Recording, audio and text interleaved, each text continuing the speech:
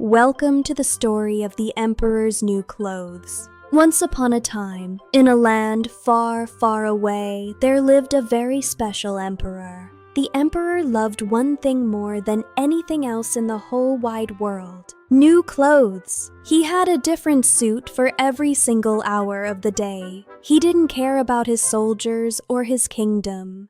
He only cared about showing off his beautiful, expensive outfits. He was a very vain man. One day, two strangers arrived in the city. They were not honest men. They were swindlers. They told everyone that they were the most wonderful weavers in the world. They had a secret. They said they could weave a cloth so beautiful and so light that it was actually invisible. But it was only invisible to people who were either very stupid or not fit for their jobs. "That is amazing," thought the emperor. "If I wear these clothes, I can find out who is wise and who is foolish." He gave the swindlers a lot of money and told them to start weaving this magical cloth right away.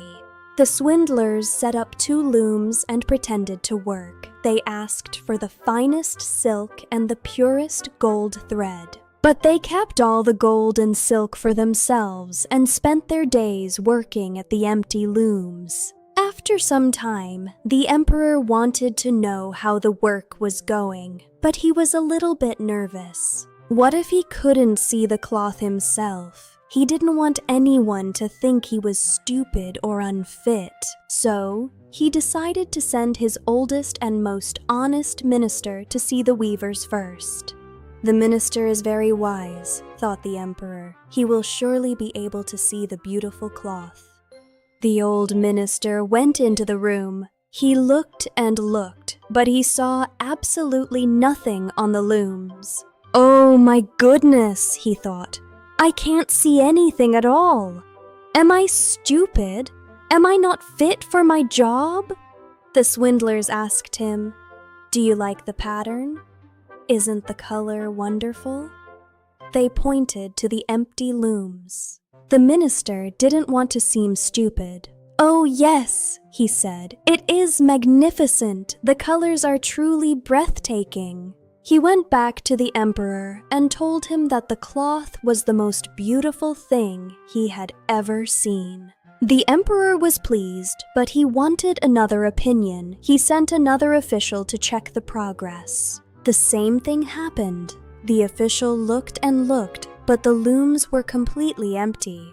"I am not stupid," he thought, "so I must be unfit for my job. I cannot let anyone know this." So he praised the cloth too. "It is perfect. What fine workmanship," he exclaimed to the swindlers. Finally, the emperor himself wanted to see the cloth. He went to the workshop with many of his officials. When he saw the empty looms, his heart sank. "I see nothing," he thought. "This is terrible. Am I a fool?" But all his officials were shouting, "Isn't it beautiful? Look at that amazing design." They didn't want to look stupid. So the emperor said, "Yes, it is truly exquisite. I am very satisfied with this wonderful work." The day of the great procession arrived. The swindlers stayed up all night pretending to finish the clothes. "Here is the jacket. Here are the trousers," they said, holding up their empty hands to the emperor.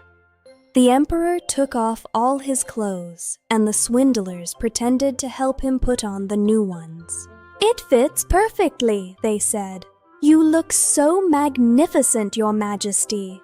The emperor looked at himself in the mirror.